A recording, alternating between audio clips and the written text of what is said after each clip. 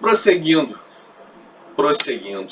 e já caminhando para o último vídeo relativo a esse primeiro encontro. Então, totalizando 20 vídeos, né? Passar um pouquinho aí, porque teve um que foi 3 minutos só, né?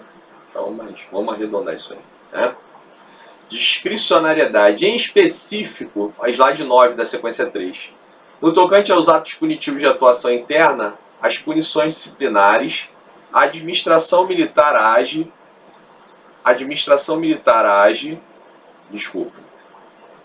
em específico, no tocante aos atos punitivos de atuação interna, as punições disciplinares, a administração militar age com considerável dose de discricionariedade, quer quanto aos meios de apuração das infrações, processos administrativos ou meios sumários, quer quanto à escolha da penalidade e da graduação da pena, bastando que se conceda ao militar faltoso a possibilidade de defesa. Então existe uma considerável dose de discricionariedade e o mérito, o controle do Poder Judiciário e do próprio Ministério Público, em especial do Poder Judiciário, ele deve se restringir a aspectos de legalidade, a mais aspectos de mérito, de discricionariedade. A discricionariedade está ligada ao mérito, oportunidade e conveniência. Então, a autoridade administrativa, a autoridade, judicial ou ao membro do Ministério Público, só cabe perquirir aspectos de legalidade e não de oportunidade e conveniência. Então, diz o doutrinador que a administração militar age com considerável dose, né? Eu acabei de dar um exemplo, né? Eu, quando corregedor, subcorregedor, jamais entendi que dívida tivesse relevância disciplinar, né? Aplicando então a discricionariedade, a possibilidade de escolha dentro dos limites da lei, tá certo? Eu tenho meus fundos, se eu tivesse que escrever um parecer sobre isso, escreveria tranquilamente. Tem fundamentos jurídicos bastante expressivos para essa posição, né? E tem essa facilidade de ter tido esse direcionamento de estar nessa área. Mas o que eu sempre procurei foi isso, as decisões que eu adotava, eu ter uma fundamentação adequada para ter justificativa para aquilo que eu decidia, né? Então, basta que se conceda o direito ao contraditório e ampla defesa e a possibilidade de punir, de reprimir os ilícitos administrativos disciplinares é bem expressivo. E aí a razoabilidade, a proporcionalidade no ato administrativo militar, hein? Como é que funciona isso, né? Veja, hoje o Poder Judiciário, o princípio da proporcionalidade ou da razoabilidade, ele é um princípio constitucional implícito, né? Ele é um princípio constitucional que está previsto na Constituição de forma direta, mas decorre do sistema. Então, como está no slide ali, são princípios que decorrem do devido processo legal. Então, são princípios constitucionais implícitos. Os atos, então, devem ser razoáveis, devem ser dotados de proporcionalidade. Então, vou dar um exemplo a vocês. Hoje, nesse aspecto de legalidade, já caminha para uma prevalência no Poder Judiciário de que o Poder Judiciário, os juízes e desembargadores, eles podem controlar a questão de dosimetria de pena. Então, pode o Judiciário, segundo o entendimento deles, né, anular uma punição por entender que aquela punição aplicada foi excessivamente gravosa em relação àquela falta cometida, né? Então careceu de razoabilidade, de proporcionalidade à imposição da punição. Então, exemplo disso é o seguinte: algumas exclusões, já disse para vocês que exclusão é punição disciplinar, algumas exclusões são anuladas por conta disso, dizer, olha, essa exclusão ela foi muito gravosa em relação a essa falta, né? Isso aconteceu em algumas situações, dessa situação de 2011, 2012, né? Os militares foram excluídos porque participaram do dito movimento reivindicatório / greve, E algumas decisões foram anuladas em juízo, dizendo assim, olha, mereciam ser punidos, né? Quebraram a ordem administrativa, militar, descumpriram ordens, descumpriram o regulamento, realizaram atos ilícitos do ponto de vista administrativo e disciplinar.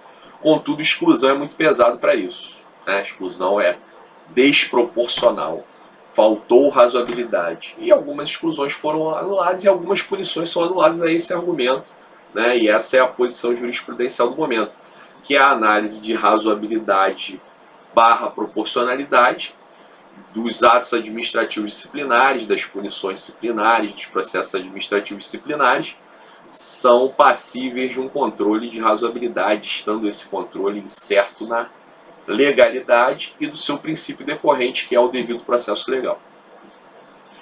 Então, são princípios que devem ser obedecidos, a razoabilidade e a proporcionalidade, no âmbito do direito disciplinar militar. Eles decorrem do devido processo legal, né, que é um princípio constitucional explícito. E aí alguém traz aí uma noção, uma doutrina de que razoabilidade seria bom senso. É uma noção muito rasa, tá? Você simplesmente confundir razoabilidade com bom senso. Fica muito raso esse entendimento, né?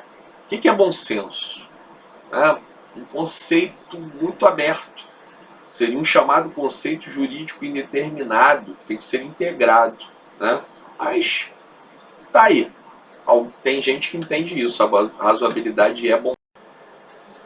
Então, primeira noção mais rasa seria isso, razoabilidade seria bom senso. Uma outra noção mais técnica, uma teoria mais elaborada, traz para a gente as seguintes noções: de que para ser razoável um ato, para que nós consideremos um ato administrativo como obediente ao princípio da razoabilidade, nós temos que avaliar situações inerentes a 3 subprincípios: adequação, utilidade, necessidade e proporcionalidade em sentido estrito. Então, para verificar se um ato é dotado de razoabilidade, se é obediente à prática deste ato ao princípio da razoabilidade, nós temos que perquirir sobre adequação e utilidade, sobre necessidade e sobre proporcionalidade em sentido estrito. Então vamos aqui, num texto que eu vou subir para vocês, verificar então a composição desses subprincípios. Tá legal? Então, o que seria a adequação barra utilidade, né? Então diz aqui a doutrina: a adequação também é conhecida como aptidão. Eu vou subir esse texto para vocês, tá? Hoje. Então, o título do texto é Elementos, Componentes ou Subprincípios do Princípio da Razoabilidade. Então, para avaliar a razoabilidade, eu tenho que avaliar esses elementos aqui. A adequação também é conhecida como aptidão ou pertinência e exige uma conexão lógica entre meio e fim. Como assim? Nela se estabelece que deva haver uma coerência entre o direito fundamental a ser limitado e a finalidade que a norma deseja alcançar. A juíza Suzana de Toledo Barros levanta o seguinte questionamento: para averiguarmos se a medida é adequada, devemos fazer a seguinte pergunta: o meio escolhido contribui para a obtenção do resultado pretendido? Então, essa adequação. É isso que eu preciso fazer? Eu preciso submeter este militar ao processo administrativo disciplinar? Então veja, quando eu afastava a incidência da questão pecuniária, dívida de militar, da incidência do regulamento disciplinar, o que eu fazia? Um juízo de razoabilidade com base em adequação, entendendo que o regulamento disciplinar não devia ser aplicado àquela hipótese, porque eu escolhi punir, e isso quer dizer que o civil vai receber? ele pode ser punido e não pagar do mesmo jeito. Então, ótimo exemplo do juízo de adequação, tá certo? George Malmsteen Lima, um profundo estudioso da proporcionalidade, fornece um exemplo para compreendermos o elemento da adequação. Supõe-se que o prefeito de Salvador, no carnaval, proíba a venda de bebidas alcoólicas para evitar a disseminação do vírus da AIDS. Inegavelmente será inválida essa proibição, pois não há relação de causa e efeito entre álcool e disseminação do vírus da AIDS. Vale dizer, não existe adequação entre o meio utilizado, proibição de bebida alcoólica, e o fim visado, disseminação do HIV. É a mesma coisa. O que eu quero atingir? O que o civil quer atingir? Que o cara pague. Eu vou punir o bombeiro para quê? Ele vai ser punido e isso vai fazer ele pagar? Né? Aí se pode perquirir da questão da conduta ilibada, mas não é razoável. Decididamente não é razoável. Não tem adequação. Tá certo?